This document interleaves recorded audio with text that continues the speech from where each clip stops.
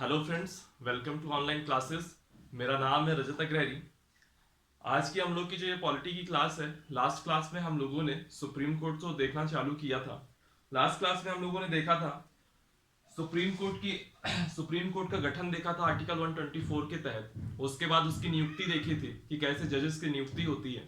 जो छोटे छोटे फैक्ट्स थे, शपथ कौन दिलाता है, कार्यकाल कितने वर्ष का होता है, ये सब देखा था। योग्यताएं क्या होती हैं, ये सब देखा था। और इसके बाद लास्ट में हम लोगों ने सुप्रीम कोर्ट के जज की पदमुक्ति देखी थी, और पदमुक्ति के बाद ये वाला टॉपिक कल के दिन हम लोगों ने खत्म कर दिया था। आज का जो टॉपिक इसमें स्टार्ट होता है वो था सुप्रीम कोर्ट की शक्तियां और क्षेत्राधिकार। एक कमेंट आया था कि ये वाला जो टॉपिक है इसमें किसी ने कमेंट पूछा था कि आर्टिकल 143 का मतलब क्या होता है। तो जो आर्टिकल 143 है वो आपका इसी सलाहकारी के अंतर्गत आएगा। तो अभी जब हम लोग ये पढ़ेंगे क्षेत्राधिकार तो इसमें कवर अप हो जाएगा। ठीक है, ये मैंने पहले आपको पूरा चार्ट बना दिया है ताकि इसमें लिखने में टाइम वेस्ट ना हो, इसकी वजह से। सुप्रीम कोर्ट की शक्तियां और क्षेत्राधिकार, वैसे क्या होता है कि ये सब चीजें अलग अलग आर्टिकल में दी हुई है, संविधान के अलग अलग अनुच्छेदों में दी हुई है। बट हम लोग क्या करते हैं, इसको समझने के लिए एक प्रॉपर एक चार्ट बना लेते हैं। जैसे उसका पहला है आरंभिक क्षेत्राधिकार। पहला है आरंभिक क्षेत्राधिकार। इसके अंतर्गत दो चीजें आएंगी, एक आएगी अनन्य और दूसरा आएगा समवर्ती क्षेत्राधिकार। अभी इनका मतलब क्या है, जो एक्चुअल डेफिनेशन क्या है, उसको अभी थोड़ी देर में देख लेते हैं। फिर दूसरा आता है अपीलीय। अपीलीय क्षेत्राधिकार के अंतर्गत चार चीजें आएंगी। पहला आएगा संवैधानिक, दूसरा आएगा दीवानी, तीसरा आएगा अपराधी और चौथा आएगा विशेष अनुमति से अपील। इन सब का क्या क्या मतलब है वो भी मैं थोड़ी देर में समझाऊंगा। फिर तीसरा है सलाहकारी, वही आर्टिकल 143 वाला। यह सलाहकारी क्षेत्राधिकार क्या है ये भी अभी थोड़ी देर में बताते हैं। फिर है यह पुनरीक्षण क्षेत्राधिकार, और लास्ट है अभिलेख न्यायालय के रूप में। इन सबको एक एक पॉइंट सबका देखना पड़ेगा। पहले आरंभिक क्षेत्राधिकार में अनन्य समवर्ती देखना है, फिर अपीली के अंदर इन चारों को देखना है, फिर सलाहकारी, पुनरीक्षण और अभिलेख न्यायालय के रूप में सबको देखना है। इनसे संबंधित अनुच्छेद कौन सा है वो जब मैं इस क्षेत्राधिकार को देखूंगा तो आपको समझ में आ जाएगा। ठीक है, ये जो अनन्य समवर्ती और ये जो अपीलीय क्षेत्राधिकार है, इन सब का मतलब क्या होता है कि मान लीजिए कोई ऐसा मैटर है कि वो सुप्रीम कोर्ट में उठाया जाना है। मान लीजिए कोई मैटर है वो सुप्रीम कोर्ट में उठाया जाना है। तो ऐसे नहीं होता कि हम अभी सुबह सो के उठे, अरे यार हमारी जमीन में इधर कब्जा हो गया, चलो सुप्रीम कोर्ट चले चलते हैं। ऐसा नहीं होता। हर चीज का एक प्रोसेस होता है, हर एक चीज का प्रोसेस होता है, और वही प्रोसेस ही सुप्रीम कोर्ट का शक्तियां या क्षेत्राधिकार के अंतर्गत आती है। सबसे पहले मैं बात करूंगा अनन्य क्षेत्राधिकार की। ये पहले का ए नंबर, इसको मैं पहले का ए नंबर दे देता हूं। ये फर्स्ट ऑफ ए, इसमें क्या है, अनन्य वाला, अनन्य अपीलीय क्षेत्राधिकार। इसका क्या मतलब होता है, इसका स्क्रीनशॉट ले लीजिएगा पहले तो इसका, और फिर मैं हर एक की डेफिनेशन लिखाऊंगा। तो डेफिनेशन का मतलब आपको पता होना चाहिए। कई बार यूपीएससी वगैरह में भी जो क्षेत्राधिकार है उससे संबंधित एक स्टेटमेंट वाला क्वेश्चन बन जाता है, और जो स्टेटमेंट वाला क्वेश्चन बनता है वो यूपीएससी में काफी टिपिकल होता है। तो इसका आपको वर्ड बाय वर्ड चीजें याद होनी चाहिए, या कॉन्सेप्ट इसका क्लियर होना चाहिए। इसका मतलब क्या होता है अनन्य आरंभिक क्षेत्राधिकार। इसमें क्या होता है कि वे मामले, देखिए आरंभिक क्षेत्राधिकार का मतलब क्या है, आरंभिक यानी कि शुरुआत। इसका मतलब क्या कि अगर हमारा किसी केस की शुरुआत हो तो सीधे सुप्रीम कोर्ट से चालू हो जाए। ठीक है, तो दोनों मामले में क्या होता है, अनन्य में भी और समवर्ती में भी, दोनों मामले में क्या होता है कि केस जो होते हैं वो सीधे आप सुप्रीम कोर्ट में अपील कर सकते हो। सीधे आप सुप्रीम कोर्ट में अपील कर सकते हो। तो आपके मन में आ रहा होगा कि अगर अनन्य में भी सुप्रीम कोर्ट में अपील कर सकते हैं, समवर्ती में भी अपील कर सकते हैं, तो दोनों में अंतर क्या है। तो दोनों में अंतर क्या है, नाम ही से समझ लीजिए, समवर्ती। इसके पहले भी कभी समवर्ती विषय करके सुने हैं? समवर्ती विषय में कानून कौन बनाता था, केंद्र भी बना सकती थी, राज्य भी बना सकती थी। सिमिलरली यहाँ पे क्या है, अनन्य में क्या है कि मामला आप सीधे सुप्रीम कोर्ट में खोल सकते हैं, मामला आप सीधे सुप्रीम कोर्ट में खोल सकते हैं, अपील सीधे सुप्रीम कोर्ट में कर सकते हैं। लेकिन अनन्य में ये भी कंडीशन है कि वो मामले सिर्फ और सिर्फ सुप्रीम कोर्ट में ही जा सकते हैं। उन मामलों की जो सुनवाई है सिर्फ और सिर्फ सुप्रीम कोर्ट में ही जा सकते हैं। कुछ एग्जाम्पल होंगे इसके, वो भी मैं बताता हूँ। और समवर्ती वाले में क्या होते हैं कि आप उन मैटर्स को लेकर के सुप्रीम कोर्ट में तो जा सकते हैं, लेकिन अगर आपकी इच्छा यह है कि हमको किसी और कोर्ट में भी जाना है या हाई कोर्ट वगैरह में पहले अपील करनी है, तो आप पहले हाई कोर्ट में भी जा सकते हैं। ठीक, तो सबसे पहले आते हैं अनन्य आरंभिक क्षेत्राधिकार। इसमें क्या होते हैं,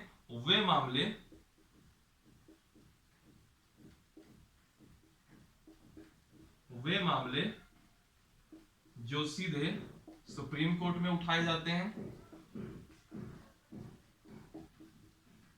वे मामले जो सीधे सुप्रीम कोर्ट में उठाए जाते हैं और केवल सुप्रीम कोर्ट में उठाए जा सकते हैं, यानी कि आप इनको सुप्रीम कोर्ट के अलावा कहीं नहीं उठा सकते।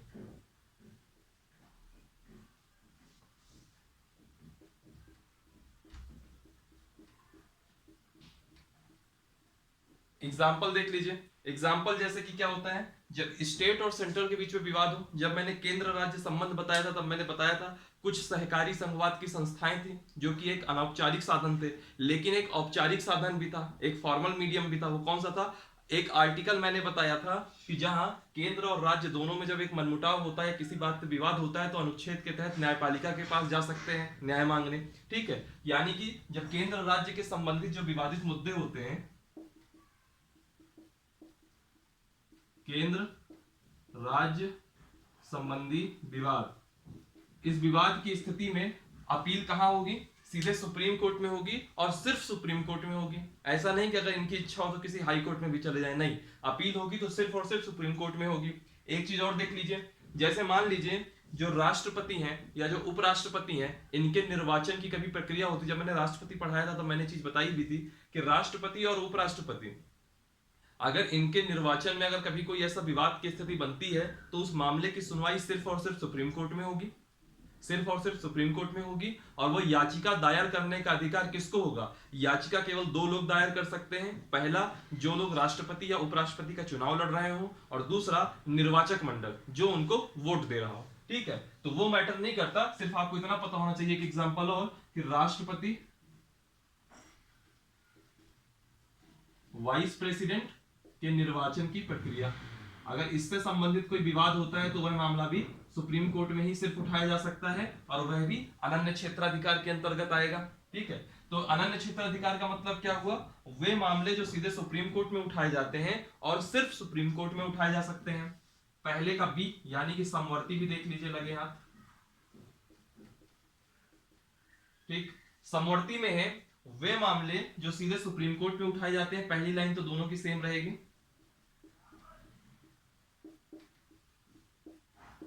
वे मामले जो सुप्रीम कोर्ट में उठाए जाते हैं।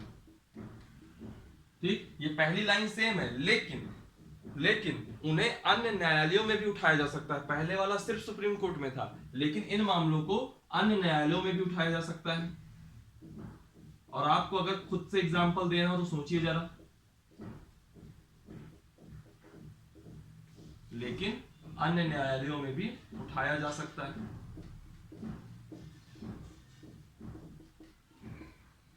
अगर खुद से एग्जाम्पल देना हो तो एक एग्जाम्पल बहुत इंपॉर्टेंट है, याद करिए, फंडामेंटल राइट्स के उल्लंघन पर।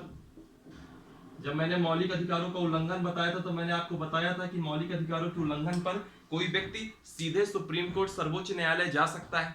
ठीक है, लेकिन मैंने वहां पे एक चीज और बताई थी, याद करिए, जब हम लोगों ने आर्टिकल 32 और आर्टिकल 226 जब रिट जारी करने के क्षेत्राधिकार देखे थे, तो मैंने क्या बताया था वहां पे कि जो वहीं पे मैंने डिस्कस किया था कि अगर किसी व्यक्ति के मौलिक अधिकारों का उल्लंघन होता है तो सीधे सर्वोच्च न्यायालय जा सकता है, साथ ही साथ वह उच्च न्यायालय भी जा सकता है, हाई कोर्ट भी जा सकता है। तो कहने का मतलब यह है कि समवर्ती मामले के अंदर ऐसे मामले आएंगे जिस पर आप सीधे सुप्रीम कोर्ट भी जा सकते हो और चाहोगे तो हाई कोर्ट भी जा सकते हो। और अनन्य के अंतर्गत ये मामले आएंगे कि आप सिर्फ और सिर्फ सुप्रीम कोर्ट जा सकते हो, हाई कोर्ट जाने का कोई रास्ता नहीं रहता है। तो ये दो चीजें हो गई, अनन्य और समवर्ती क्षेत्राधिकार। ये आपका पहला पॉइंट, आरंभिक क्षेत्राधिकार, यहाँ पे खत्म होता है।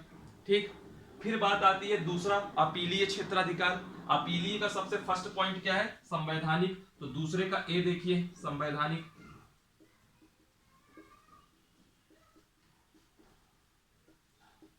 दूसरे का ए देख लीजिए, संवैधानिक क्षेत्राधिकार।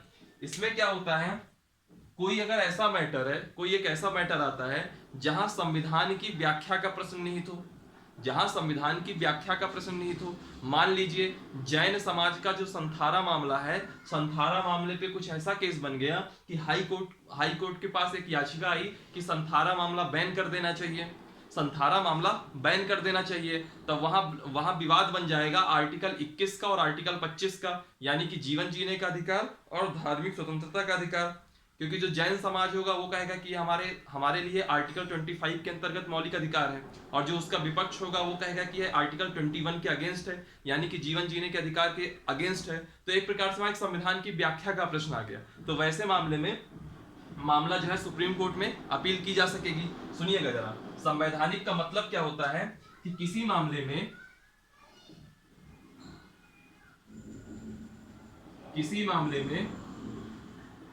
संविधान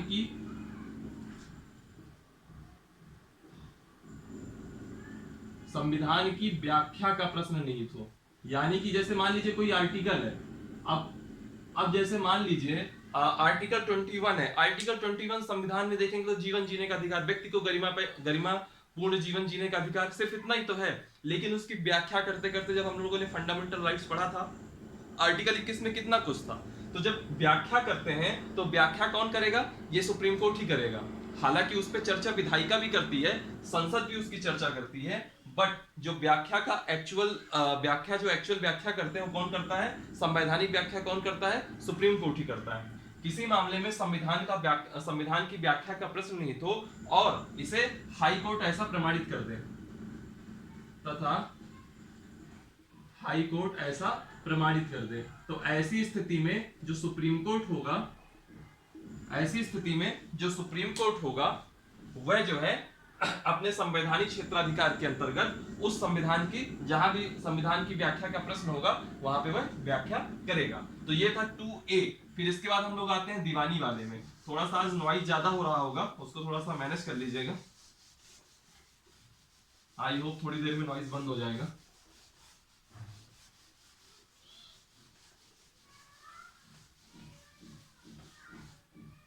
टू बी देखिए, दीवानी का मामला। दीवानी का मतलब क्या होता है? संवैधानिक वाले में संविधान की व्याख्या का प्रश्न नहीं तो, और दीवानी वाले में क्या होता है?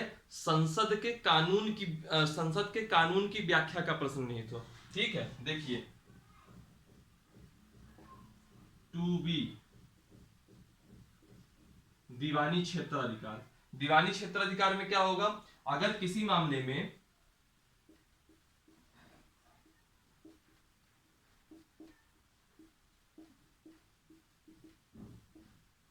संसद के कानून की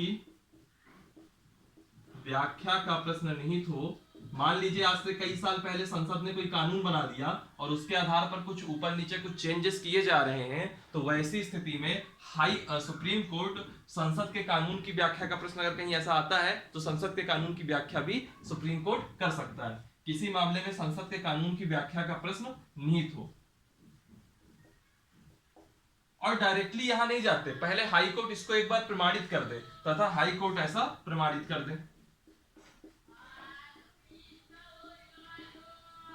थोड़ा आपने पीछे नॉइज सुन रहे होंगे ना, उसको थोड़ा 10 सेकंड के लिए इग्नोर कर दीजिएगा, वो अभी चला जाएगा नॉइज। ठीक है, फिर इसके बाद आता है 2 का C है आपराधिक क्षेत्राधिकार।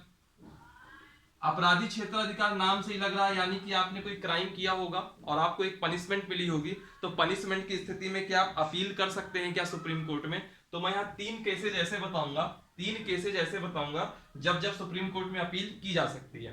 पहला केस देखिए, मान लीजिए आपने कोई अपराध किया या आपके ऊपर कोई चार्जेस लगे, आपके ऊपर ट्रायल चला, और ट्रायल चलने में सत्र न्यायालय एक सेशन कोर्ट होता है, एक डिस्ट्रिक्ट कोर्ट होता है, सिविल कोर्ट होता है। अभी मैं सत्र न्यायालय और जिला न्यायालय दोनों का क्या अंतर होता है वो भी थोड़ी देर में बताता हूं। ठीक है, सत्र न्यायालय द्वारा मान लीजिए किसी केस में आपको सत्र न्यायालय ने निर्दोष साबित कर दिया हो, सत्र न्यायालय द्वारा निर्दोष सिद्ध किए गए व्यक्ति को, सत्र न्यायालय द्वारा निर्दोष सिद्ध किए व्यक्ति को यदि हाई कोर्ट दोषी बोल दे, यदि हाई कोर्ट दोषी सिद्ध कर दे,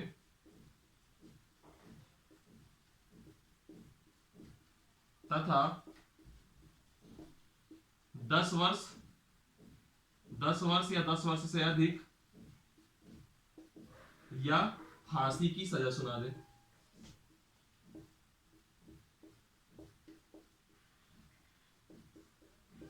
मान लीजिए कभी कुछ ऐसा हो गया कि आज जो सेशन कोर्ट है, सत्र न्यायालय है, वो आपको जो है निर्दोष साबित कर दे और हाई कोर्ट आपको दोषी साबित कर दे और हाई कोर्ट आपको पनिशमेंट के रूप में 10 वर्ष की सजा दे दे मिनिमम, या फिर फांसी की सजा सुना दे, तो ऐसी स्थिति में आप सुप्रीम कोर्ट में अपील कर सकते हैं। ये पहली कंडीशन हो गई।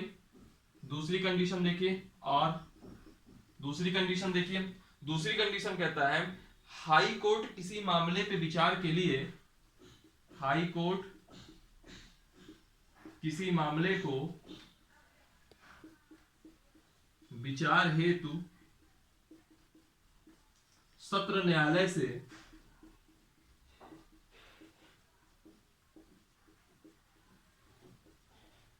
अपने पास मंगा ले तथा दोषी सिद्ध कर 10 वर्ष या अधिक की सजा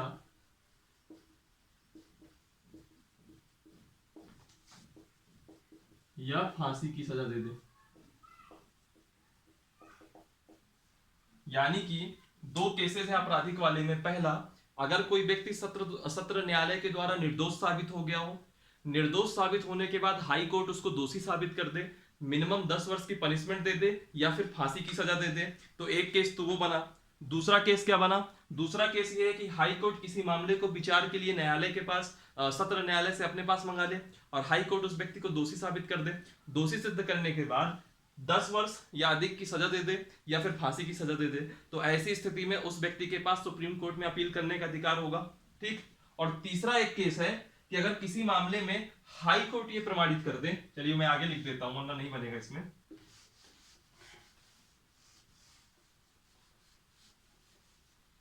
ये 2 पॉइंट इधर हो गए।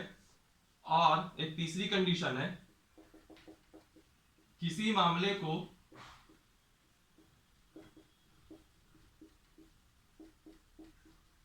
हाई कोर्ट प्रमाणित कर दे कि मामला अपील योग्य है।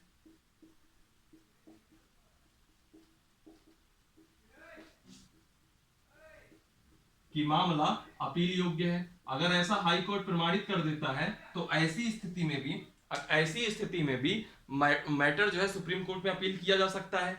और याद रखिएगा, चलिए ठीक है, किसी मामले को हाई कोर्ट प्रमाणित कर दे कि मामला अपील योग्य है, तो ऐसी स्थिति में व्यक्ति सीधे सुप्रीम कोर्ट अपील करने जा सकता है। तो ये 3 केसेस हैं आपराधिक वाले में। आप अक्सर जो है अक्सर जब टीवी वगैरह में ऐसे मामले देखते होंगे जहां ट्रायल वगैरह चलता है, तो आप देखिएगा वहां पे जब भी फैसला सुनाया जाता है हाई कोर्ट वगैरह में, तो यही बोला जाता है कि आप आगे जाके अपील भी कर सकते हैं। जजमेंट में ही लिखा रहता है। तो यानी कि हाई कोर्ट ही प्रमाणित करेगा कि आप आगे अपील कर सकते हो या नहीं, या तो फिर हाई कोर्ट आपको 10 वर्ष या उससे अधिक की सजा दे दे या फिर फांसी की सजा दे दे, तब आप अपील कर सकते हो। ठीक है, ये आपराधिक मामलों में अपील हो गई। फिर सवाल उठता है, दो चीजें आ गई थी अभी चर्चा में। एक आता है सत्र न्यायालय, या आपके सब डिस्ट्रिक्ट स्तर में रहता है सत्र न्यायालय, और एक रहता है जिला न्यायालय, सेशन कोर्ट और डिस्ट्रिक्ट कोर्ट। ठीक, याद रखिएगा, जब कोई आपका आपराधिक कृत्य होगा, तो आपराधिक की सुनवाई जो होती है, अपराध की जो सुनवाई होती है, एक होता है दीवानी कानून और एक होता है फौजदारी कानून। तो जो फौजदारी मामले होते हैं उन सब की सुनवाई होती है सत्र न्यायालय में। यानी जैसे आपने किसी का मर्डर कर दिया, या आपने कभी किसी के साथ लड़ाई झगड़ा कर दिया, मारपीट कर दी, मतलब जहां क्राइम वाली फीलिंग आती है, वह सत्र न्यायालय में होता है। ठीक है, यहां मैं लिख देता हूं, सत्र न्यायालय में क्या होता है? आपराधिक सुनवाई होती है। ठीक, अब मान लीजिए कि आपको शादी करनी है, यानी कि विवाह करना है, तलाक लेना है ना, जमीन के कोई मामले हैं, तो ये सब इस तरह की जो सुनवाई होती है जिसको दीवानी काम कहते हैं, ये सब होता है जिला न्यायालय में। तो ये आपको पता होना चाहिए। इसीलिए अभी जब मैं अपराधी वाला क्षेत्राधिकार बता रहा था तो सत्र न्यायालय चर्चा में आया था, क्योंकि आपके जो जिला स्तर में सुनवाई होती है, जैसे कि अगर मान लीजिए आप कोई सतना जिले के हैं, तो आपका ये दोनों न्यायालय कहाँ होंगे? सतना में होंगे। ठीक है, तो कहने का मतलब क्या है कि डिस्ट्रिक्ट लेवल की जो कोर्ट होती है, यह एक प्रकार के अधीनस्थ न्यायालय है। क्या है ये? अधीनस्थ न्यायालय है, जो कि हाई कोर्ट के अंडर रहते हैं। ठीक, चलिए ये हम लोगों ने कर लिया। 2C अपराधी खत्म हो गया। 2D विशेष अनुमति से अपील देख लीजिए क्या होता है।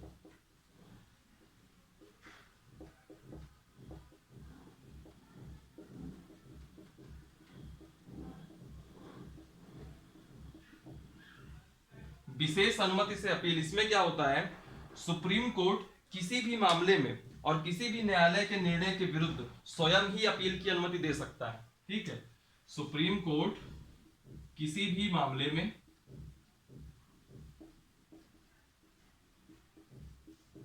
किसी भी न्यायालय के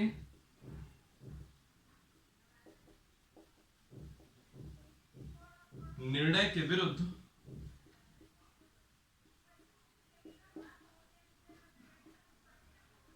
अपील करने की स्वयं अनुमति दे सकता है। कहने का मतलब यह है, मान लीजिए हाई कोर्ट ने प्रमाणित नहीं किया है और आपने एक याचिका दायर कर दी सुप्रीम कोर्ट में, ये जो 2D नंबर की थी विशेष अनुमति से अपील वाली, इसके अंतर्गत अगर आपने याचिका दायर कर दी और सुप्रीम कोर्ट को आवश्यक लगता है तो वह आपको परमिशन दे सकता है कि आप अपनी याचिका सुप्रीम कोर्ट में लगा सकते हैं और सुप्रीम कोर्ट उस मामले की सुनवाई करेगा, यानी कि आप सुप्रीम कोर्ट में अपनी अपील उठा सकते हैं। तो कहने का मतलब सुप्रीम कोर्ट किसी भी मामले में किसी भी न्यायालय के निर्णय के विरुद्ध अपील करने की स्वयं अनुमति दे सकता है। और अगर आपका कोई क्लाइंट है और अगर वो ऐसे मामले में फंसता है और अगर आपको विशेष अनुमति से अपील करनी है सुप्रीम कोर्ट में, तो आप जिस याचिका का इस्तेमाल करेंगे उस याचिका का नाम होगा विशेष अनुमति याचिका, विशेष अनुमति याचिका। और याद रखिएगा इसमें एक अपवाद रहेगा और वह अपवाद क्या है, अपवाद है सैनिक न्यायालय, यानी कि जो कोर्ट, जैसे किसी का कोर्ट मार्शल हो गया तो उसके अगेंस्ट तो सुप्रीम कोर्ट नहीं जा सकता। ठीक है, तो अपवाद क्या है, सैनिक न्यायालय। ठीक, ये अपवाद हो गया सैनिक न्यायालय। तो यहां से आपके जो अपीलीय क्षेत्राधिकार थे सुप्रीम कोर्ट के, वो आप लोगों ने पूरा देख लिए, ये चारों पॉइंट इसके खत्म हो गए। ठीक है, और इसकी याचिका का क्या नाम रहता है, विशेष अनुमति याचिका। इसके बाद हम लोग आते हैं, तीसरा नंबर जो है इसका सलाहकारी क्षेत्राधिकार, इसको मैं मिटा देता हूं।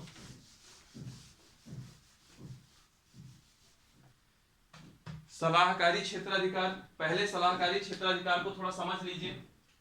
होता क्या है, आर्टिकल 143 के अनुसार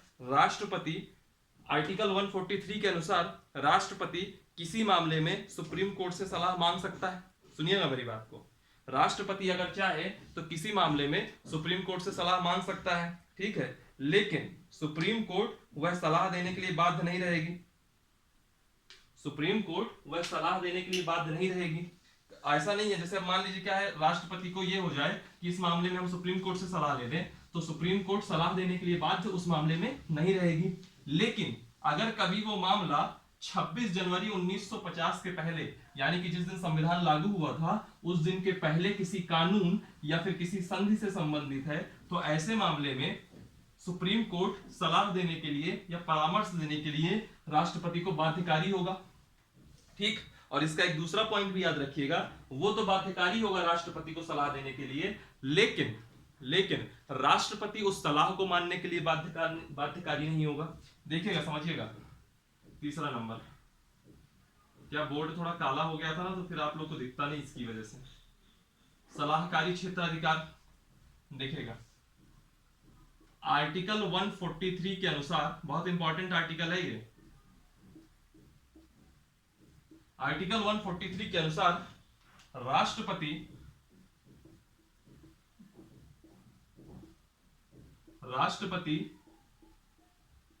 किसी मामले में सुप्रीम कोर्ट से सलाह मांग सकता है।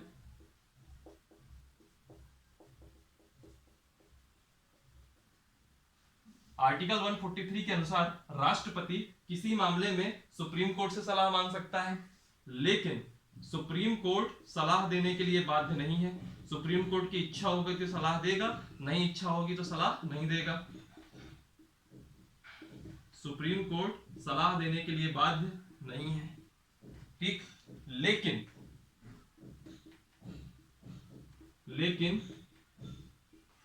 यदि मामला 26 जनवरी, जिस दिन संविधान लागू हुआ था, 1950 के पहले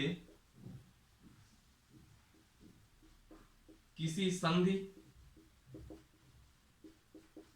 या कानून से संबंधित है,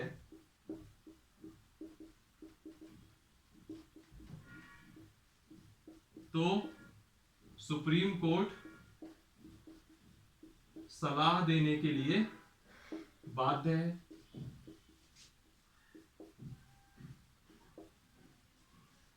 सुनिएगा, आर्टिकल 143 के अनुसार राष्ट्रपति किसी मामले में सुप्रीम कोर्ट से सलाह मांग सकता है।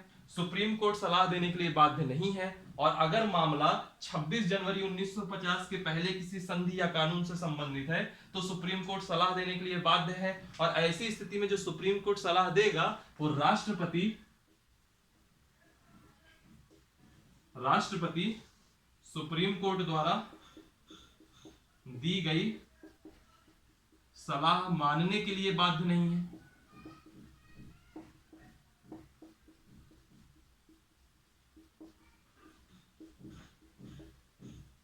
आप लोगों के मन में क्वेश्चन आ रहा होगा कि आखिरकार इसका मतलब क्या हुआ।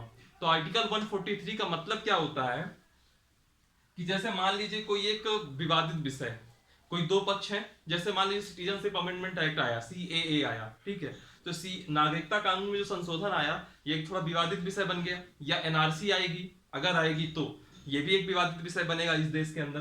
तो होता क्या है, 143 के अंतर्गत जो कार्यपालिका है, जो देश का शासन चला रही है, वो क्या करती है, मंत्रिपरिषद क्या करती है, राष्ट्रपति के माध्यम से इस आर्टिकल 143 का इस्तेमाल करके न्यायालय का मत क्या है, उस विषय पर न्यायालय की सोच क्या है, यह पहले जान लेती है। कहीं ऐसा तो नहीं है कि हम वो कानून बना दिए और बाद में जाकर के न्यायालय कहते नहीं नहीं ये असंवैधानिक है, इसको रद्द कर दो, कहीं ये सब तो नहीं होगा। और आखिरकार न्यायालय की सोच क्या है कि उसको इंप्लीमेंट किया जाना चाहिए कि नहीं किया जाना चाहिए। तो इस आर्टिकल का उपयोग करके जो हमारे यहाँ जो राष्ट्रपति है, राष्ट्रपति यानी कि व्यवहार में मंत्रिपरिषद या कार्यपालिका, वह न्यायालय का मत जान लेती है। और न्यायालय का मत जानने के बाद कार्यपालिका को विधायिका के माध्यम से कानून लागू कराने में या कानून बनवाने में बहुत सहूलियतें मिल जाती है। तो ये करके ये जो है इसका इंपॉर्टेंस है। और आर्टिकल 143 में क्या लिखा हुआ है ये आपके सामने लिख दिया मैंने, कि राष्ट्रपति किसी मामले में सुप्रीम कोर्ट से सलाह मांग सकता है, लेकिन सुप्रीम कोर्ट सलाह देने के लिए बाध्य नहीं है। लेकिन यदि मामला 26 जनवरी 1950 के पहले किसी संधि या कानून से है तो फिर सुप्रीम कोर्ट सलाह देने के लिए बाध्य है, लेकिन राष्ट्रपति उस सलाह को मानने के लिए बाध्य नहीं है। ठीक, ये हो गया सलाहकारी वाले में। चौथा आपका कौन सा है, पुनरीक्षण। अब उसको देख लीजिए, ये एक बड़ा टॉपिक है लेकिन ये आज ही कंप्लीट हो जाएगा, कोई बहुत बड़ी चीज नहीं है इसमें। जो बड़ी चीजें थी वो आपने पहले ही देख ली। अब पुनरीक्षण भी छोटा है, फिर अभिलेख न्यायालय भी छोटा ही है। पुनरीक्षण का मतलब क्या होता है, मान लीजिए किसी मामले में सुप्रीम कोर्ट ने अभी कोई फैसला सुना दिया, आज कोई सुप्रीम कोर्ट ने कोई फैसला सुना दिया, या एक जज बैठे थे या दो जज बैठे थे, उन्होंने एक फैसला सुना दिया। तो वैसी स्थिति में क्या होता है, अगर आप फैसले से संतुष्ट नहीं है तो आप एक पुनर्विचार याचिका दायर कर सकते हैं। तो पुनर्विचार याचिका दायर करेंगे तो कहने का मतलब क्या है कि पुनरीक्षण क्षेत्राधिकार के अंतर्गत सुप्रीम कोर्ट अपने निर्णय का, सुप्रीम कोर्ट वो जो एक जज भी बैठा होगा वो भी तो सुप्रीम कोर्ट का निर्णय कहलाएगा, और 10 जज भी बैठे होंगे तो वो भी सुप्रीम कोर्ट का निर्णय कहलाएगा। तो सुप्रीम कोर्ट अपने निर्णय पर पुनर्विचार कर सकता है, बदल सकता है। तो सुप्रीम कोर्ट को अपने निर्णय पर पुनर्विचार करने व बदलने का अधिकार है। सुप्रीम कोर्ट चाहे तो अपने द्वारा दिए गए निर्णय को बदल भी सकता है, उस पर पुनर्विचार भी कर सकता है। होता क्या है, सुप्रीम कोर्ट के अंतर्गत जब हम किसी मामले को लेकर के जाते हैं तो वहां जो जज बैठते हैं उसको बेंच कहते हैं, या उसको हिंदी में पीठ कहते हैं। तो उसमें किस तरह पीठ बैठती है, एक होती है एकल पीठ, यानी कि जब आपके मामले की सुनवाई सिर्फ एक जज करे तो उसको कहेंगे एक जज बैठा होगा। ठीक है, कभी होता नहीं है कि ये मामला सिंगल बेंच ने दिया तो उसका मतलब होता है एक जज। एक होता है डिवीजन जज ने दिया, जिसको हम लोग कहते हैं खंडपीठ। डिवीजन बेंच ने दिया, सॉरी, डिवीजन बेंच ने किसी मामले में सुनवाई करी तो उसको हम क्या कहते हैं, खंडपीठ। तो खंडपीठ में क्या होता है, एक से अधिक जज, लेकिन कितना अधिक, मैक्सिमम 4 तक। एक से अधिक जज हो जो कि 4 तक हो, 4 से कम ही रहे। फिर एक होता है संविधान पीठ, कॉन्स्टिट्यूशनल बेंच। संविधान पीठ में क्या होता है, मिनिमम 5 जज रहे। अगर किसी मामले की सुनवाई पर किसी मामले की सुनवाई पर कम से कम 5 जज हैं तो उसको हम लोग कहेंगे कॉन्स्टिट्यूशनल बेंच, ठीक है। और फिर एक होता है संपूर्ण पीठ या पूर्ण पीठ, ठीक है, पूर्ण पीठ। इसमें क्या होता है, सुप्रीम कोर्ट के सभी जजों, जैसे अभी आज की डेट में सुप्रीम कोर्ट में टोटल जज कितने हैं, 34 है, चीफ जस्टिस ऑफ इंडिया को मिला करके। तो 34 के 34 जज अगर किसी मामले की सुनवाई कर रहे हो तो उसको कहेंगे सुप्रीम कोर्ट के सभी जज, जिसको हम लोग पूर्ण पीठ कहते हैं, ठीक है। तो ऐसे करके ये 4 तरीके की पीठ होती है। मान लीजिए कि अभी आपको किसी मामले पे सुनवाई एक जज की पीठ ने किया है, एक जज की पीठ ने किया है, एक जज की बेंच ने किया है। अगर आप पुनरीक्षण क्षेत्राधिकार का उपयोग करके पुनर्विचार याचिका दायर करते हैं तो आपकी जो पुनर्विचार याचिका है उसमें फिर एक जज सुनवाई नहीं करेगा, एक से ज्यादा जज सुनवाई करेंगे। यानी कि जो पहले जो है आपके केस में जो पीठ बैठी होगी, नेक्स्ट टाइम में जब पुनर्विचार होगा तो उससे बड़ी पीठ बैठेगी, उससे छोटी पीठ नहीं बैठेगी, ठीक है। फिर इसके बाद लास्ट वन आता है अभिलेख न्यायालय के रूप में। अब मैं पूरा मिटा देता हूं, सीधे 5वें नंबर में हम लोग आते हैं अभिलेख न्यायालय के रूप में।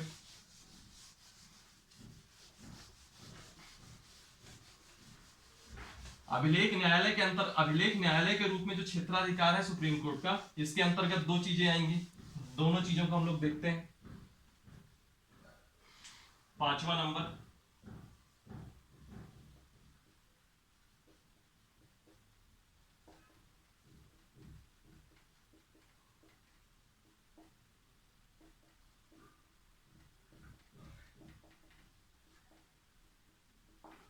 अभिलेख न्यायालय के रूप में क्षेत्राधिकार।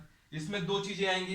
पहला तो ये आएगा कि जो सुप्रीम कोर्ट का निर्णय होता है, अगर सुप्रीम कोर्ट ने किसी मामले में निर्णय दिया है तो सुप्रीम कोर्ट के निर्णय सभी न्यायालयों पर बाध्यकारी होते हैं। सुप्रीम कोर्ट का निर्णय अगर इलाहाबाद हाई कोर्ट पर भी बाध्यकारी है तो जो मध्य प्रदेश की हाई कोर्ट है यहाँ पर भी बाध्यकारी है, जो आपकी तमिलनाडु की हाई कोर्ट होगी वहां पे भी बाध्यकारी होगी, जो गुजरात की हाई कोर्ट होगी वहां पे भी बाध्यकारी होगी, ठीक।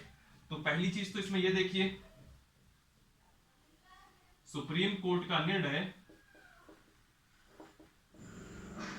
सभी न्यायालयों पर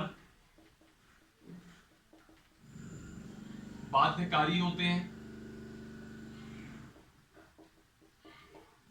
एक चीज तो ये हो गई कि सुप्रीम कोर्ट का जो निर्णय होगा सभी न्यायालयों पर बाध्यकारी होगा, और जो सुप्रीम कोर्ट का निर्णय होता है वह अभिलेख के रूप में संग्रहित होता है। सुप्रीम कोर्ट का जो निर्णय होता है, निर्णय यानी कि डिक्री जिसे कहते हैं, सुप्रीम कोर्ट का जो निर्णय होता है वो अभिलेख के रूप में संग्रहित होता है,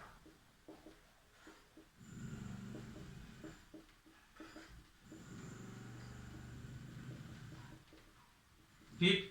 और दूसरी चीज क्या है, इसी के अंतर्गत दूसरा जो अधिकार है सुप्रीम कोर्ट का वह है अवमानना। न्यायालय की जो अवमानना होती है तो न्यायालय अपनी अवमानना के लिए दंड देने का अधिकार रखता है।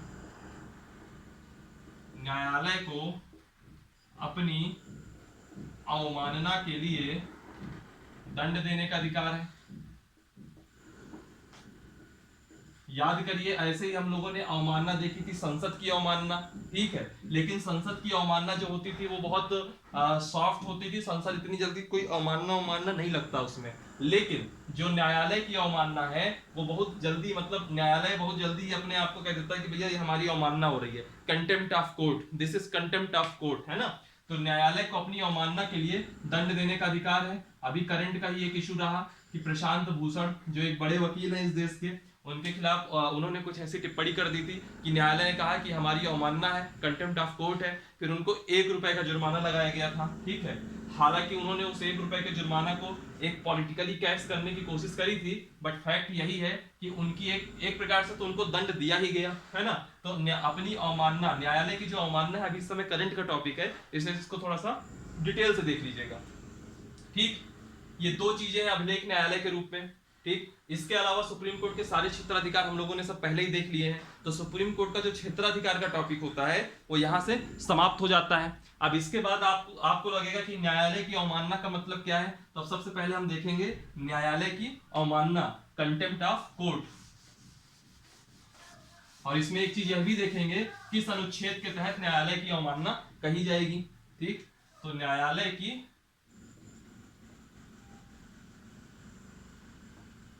अवमानना, तो सुप्रीम कोर्ट के लिए यह आर्टिकल 129 में दिया हुआ है और हाई कोर्ट के लिए आर्टिकल 215 में दिया हुआ है, तो जब मैं हाई कोर्ट पढ़ाऊंगा तो फिर मैं वहां मैं अवमानना नहीं जाऊंगा। अवमानना मैंने यही कवर कर दिया, ठीक है। अवमानना कैसे डिसाइड होगा? तो एक एक्ट बना था, contempt of court, contempt of court act 1971, ठीक है। उस एक्ट का नाम था न्यायालय की अवमानना अधिनियम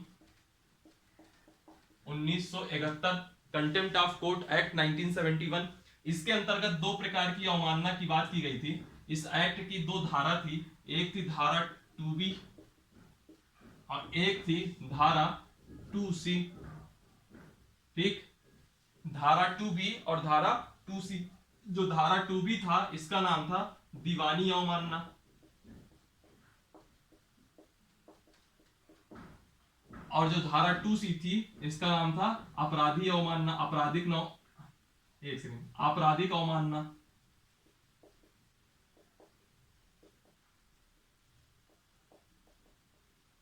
ठीक, इन दोनों का अलग अलग मतलब देख लीजिए।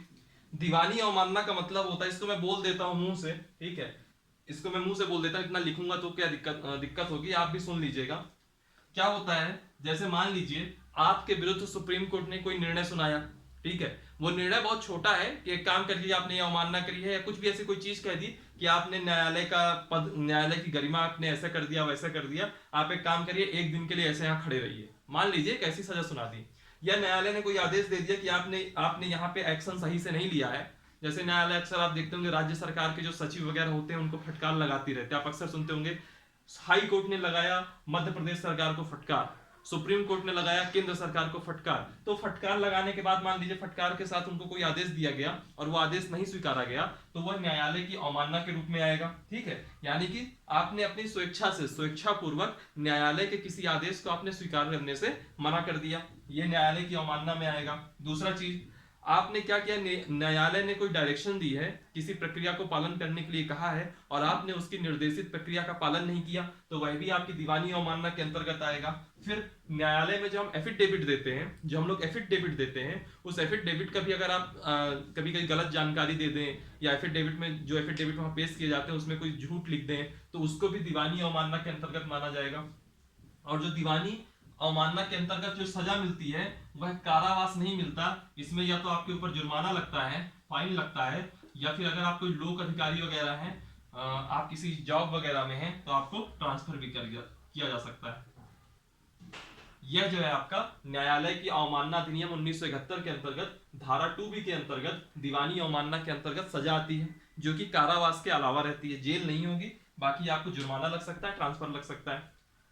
इसी कंटेम्प्ट ऑफ कोर्ट एक्ट 1971 की एक धारा है, धारा 2C, जिसमें आपराधिक अवमानना आती है। इसमें क्या है, मान लीजिए आप कहीं कुछ ऐसा बोल दें न्यायालय के अगेंस्ट, या फिर कहीं कुछ लिख दें, जैसे प्रशांत भूषण ने एक ट्वीट किया हुआ था, तो उस ट्वीट के आधार पर उनको आपराधिक अवमानना का केस चलाया गया, है ना।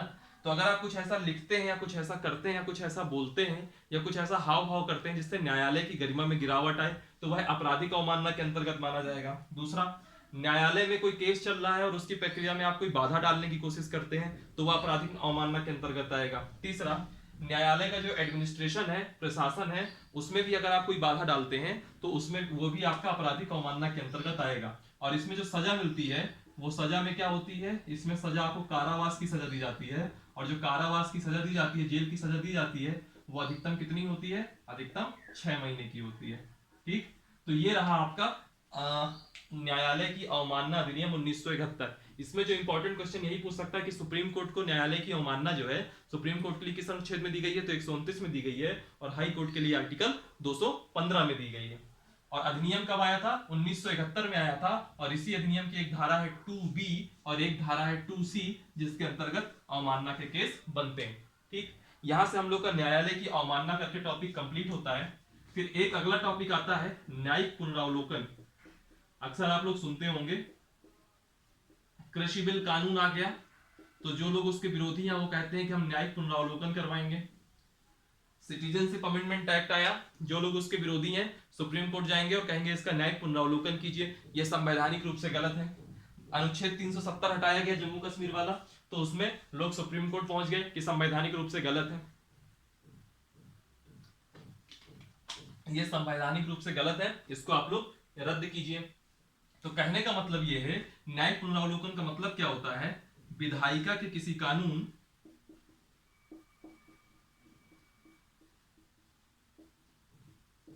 या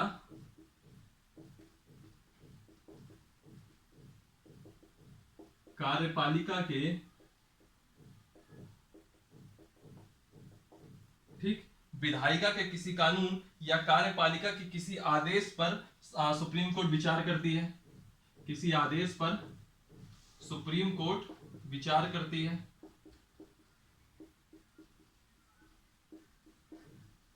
तथा अनकॉन्स्टिट्यूशनल असंवैधानिक पाए जाने पर इसे रद्द कर सकती है।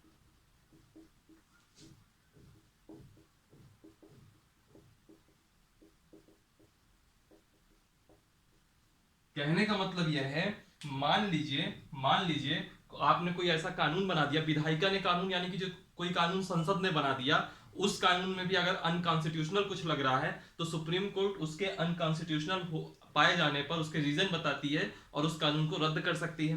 कार्यपालिका का किसी आदेश यानी कि अनुच्छेद 123 जिसमें अध्यादेश जारी करने की शक्ति है, अगर कार्यपालिका ने कोई अध्यादेश जारी कर दिया है और सुप्रीम कोर्ट को वह अनकॉन्स्टिट्यूशनल लग रहा है तो वह उसको भी रद्द कर सकती है। और जो ये न्यायिक पुनरावलोकन का कॉन्सेप्ट है, कहां से लिया गया है, ये यूनाइटेड स्टेट्स ऑफ अमेरिका से लिया गया है।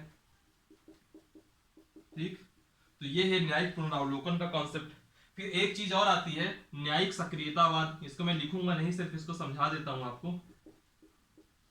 न्यायिक सक्रियतावाद, जुडिशियल एक्टिविज्म कहते हैं इसको, जुडिशियल एक्टिविज्म कहते हैं इसको। इसका मतलब क्या होता है, न्यायालय की परंपरागत भूमिका क्या है, न्याय देने की, ठीक है। तो न्यायालय अपनी परंपरागत भूमिका का अतिक्रमण कर दे और जो है विधायिका या कार्यपालिका के क्षेत्र में हस्तक्षेप करने लगे। जैसे बात बात में आप ये नहीं कर सकते, नहीं नहीं आप ये नहीं कर सकते, ये इसका मतलब क्या है कि विधायिका को तय करना है ना कि वो क्या कर सकती है क्या नहीं कर सकती है। अगर उसने कुछ असंवैधानिक काम किया है तब आप इंटरफेयर कीजिए, लेकिन अगर आप बात बात में उसको निर्देश दे रहे हैं, बात बात में उसको गाइडलाइंस प्रोवाइड करा रहे हैं, तो ऐसी स्थिति में न्यायपालिका क्या कर रही है, न्यायपालिका हस्तक्षेप कर रही है कार्यपालिका और विधायिका के काम में, और इसी को कहते हैं जुडिशियल एक्टिविज्म। ठीक है, और यह जो है न्यायिक व्याख्या का ही परिणाम है और कुछ नहीं। ठीक, इतना ही रखिए इसमें, और इससे ज्यादा इसमें इंपॉर्टेंट कुछ नहीं है। और अभी आपके प्रीलिम्स के हिसाब से तो ये बिल्कुल इंपॉर्टेंट नहीं रहेगा, क्योंकि न्यायिक सक्रियतावाद वगैरह कभी कभी हो सकता है यूपीएससी वगैरह में स्टेटमेंट पूछ ले, अदरवाइज आपका एमपीपीएससी या पीसीएस वगैरह में इससे क्वेश्चन नहीं आएंगे, ये सिर्फ मेंस का टॉपिक रहेगा। ठीक है, न्यायालय की अवमानना हो गया, न्यायिक पुनरावलोकन हो गया, न्यायिक सक्रियतावाद हो गया। जो न्यायिक पुनरावलोकन था वह अनुच्छेद 137 के अंतर्गत है, 137 के अंतर्गत। तो अगर कभी एमपीपीएससी वगैरह क्वेश्चन पूछेगा भी तो सिर्फ यही पूछ सकता है कि जो न्यायिक पुनरावलोकन है या किसी मामले में पुनर्विचार करने का, पुनर्विचार कह रहा हूं, यदि किसी मामले में संवैधानिकता की जांच करनी है किसी कानून के मामले में या किसी कार्यपालिका के आदेश के ऊपर, तो वह किस अनुच्छेद के अंतर्गत करेगा, तो अनुच्छेद 137 के अंतर्गत करेगा। और इसमें एमपीपीएससी वगैरह में कहीं कोई क्वेश्चन नहीं आएगा। यूपीएससी में स्टेटमेंट के क्वेश्चन जरूर आ सकते हैं, तो मैंने स्टेटमेंट आपको बता दी। एक लास्ट टॉपिक इसमें और बचता है, आप लोगों ने अक्सर फिल्मों में नाम सुना होगा, जनहित याचिका। इसको इंग्लिश में कहते हैं, शॉर्ट फॉर्म में कहते हैं पीआईएल। आप लोगों ने अक्सर सुना होगा, अक्सर भर्तियां निकलती हैं, लोग पीआईएल जाके दायर कर देते हैं और भर्तियां रुक जाती हैं, फिर हम लोग को ट्वीट करना पड़ता है मोदी रोजगार दो, है ना। पीआईएल इसका फुल फॉर्म क्या है, पब्लिक इंटरेस्ट लिटिगेशन। ठीक, जनहित याचिका पीआईएल, इसका मतलब क्या होता है, ऐसी याचिका, ये एक ऐसी याचिका है, जैसे कि मान लीजिए मैं किसी विषय पर पीआईएल लगा रहा हूं, मुझे उससे कोई अन्याय नहीं हुआ है मेरे साथ, मेरे ऊपर कोई किसी ने अन्याय नहीं किया है, मेरा किसी से उससे कोई डायरेक्ट संबंध ही नहीं है, किसी और व्यक्ति को अन्याय हुआ है, मान लीजिए आपके साथ कुछ गलत हुआ है, आप जो है कोर्ट नहीं जा रहे हैं, आपकी तरफ से मैं केस लड़ना चाहता हूं या मैं आपकी आवाज उठाना चाहता हूं, तो मैं एक जनहित याचिका लगा सकता हूं और कह सकता हूं, मतलब कहने का मतलब ये कैसी याचिका है, ये एक ऐसी याचिका है जिसके द्वारा जनहित का कोई विषय हो, पब्लिक इंटरेस्ट का कोई विषय हो, न्यायालय में उठाया जा सकता है, भले ही उस मामले से मेरा डायरेक्टली कोई रिलेशन नहीं है, मैं प्रत्यक्षता उससे संबंधित नहीं हूं, फिर भी मैं उसको उठा सकता हूं। ठीक है, तो इसका मतलब हुआ ऐसी याचिका ऐसी याचिका जिसके द्वारा जनहित के विषय न्यायालय में किसी ऐसे व्यक्ति के द्वारा उठाए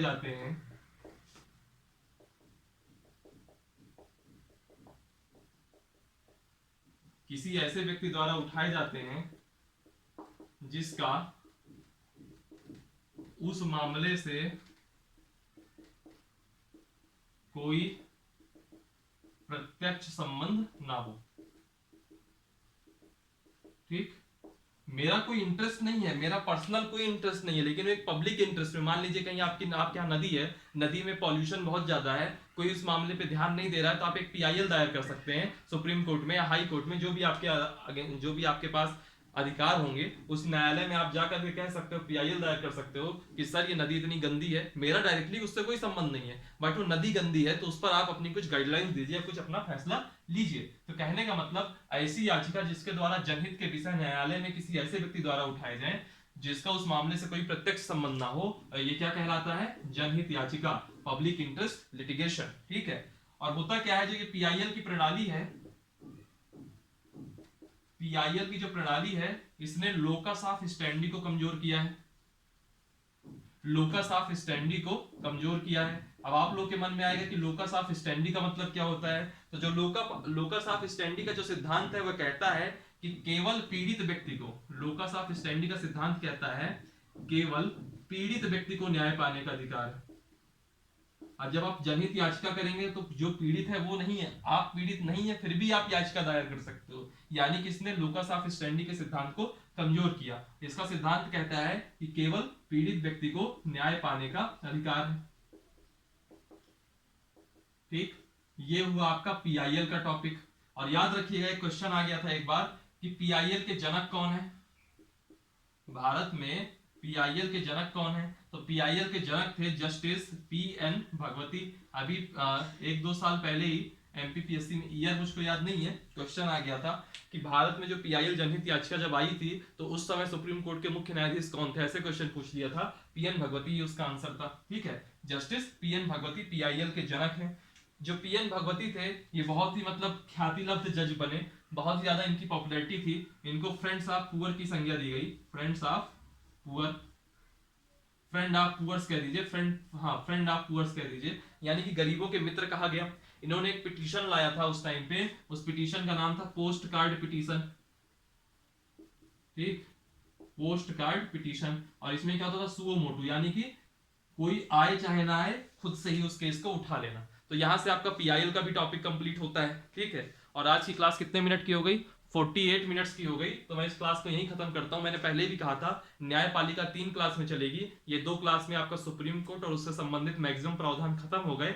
कल मुश्किल से क्लास चलेगी 20 से 25 मिनट की, और न्यायालय का पूरा टॉपिक कल के दिन कंप्लीट हो जाएगा। उसमें हम लोग हाई कोर्ट भी देखेंगे, मध्य प्रदेश की हाई कोर्ट भी देखेंगे, और उसके साथ साथ हम लोग अधीनस्थ न्यायालय भी देखेंगे। ठीक है, हालांकि अधीनस्थ न्यायालय आप लोगों को बहुत इंपॉर्टेंट नहीं है, लेकिन थोड़ा बहुत उसमें आप देख लेंगे। और फिर उसमें लोक अदालत भी देखेंगे। ये जो लोक अदालत भी है ना, 6 अक्टूबर 1985 को पहली लोक अदालत जो है पीएन भगवती ने ही ओपन करी थी। चलिए ये सब चीजों में कल डिस्कस कर लेंगे। आज की क्लास के लिए इतना ही रखते हैं। वीडियो को लाइक कीजिए, कमेंट कीजिए, कहीं कोई डाउट हो तो पूछिएगा, कहीं कोई फैक्चुअल मिस्टेक हो गई हो मुझको पढ़ाने में तो भी आप नीचे लिख सकते हैं। ठीक है, कमेंट कीजिएगा, सब्सक्राइब कीजिएगा चैनल को, और इसके लिंक सब जगह सेंड कीजिएगा ताकि ज्यादा से ज्यादा लोग इसको देखें। डिस्क्रिप्शन बॉक्स में टेलीग्राम की लिंक होगी, उसको जरूर ज्वाइन कीजिएगा, वो आपके लिए बहुत इंपॉर्टेंट रहेगी। ठीक है, आज के लिए इतना ही रखते हैं। आप लोग अपने घरों में ही रहिए, बाहर कम निकलिए, कोरोना के केसेस बढ़ रहे हैं, बाहर निकलिए तो मास्क लगा के निकलिए, प्रॉपर हैंड सैनिटाइज कीजिए। ठीक है, समय समय पर हाथ धुलते रहिए। अभी इतना आप लोग सुन चुके होंगे कि आप लोग को ये पकाऊ बात लग रही होगी, बट इस समय जो केसेस बढ़ रहे हैं उस वजह से मैं कह रहा हूं कि आप लोग थोड़ा केयर करिए अपनी। Thank you for watching, thank you so much. हंसते रहिए और पढ़ते रहिए।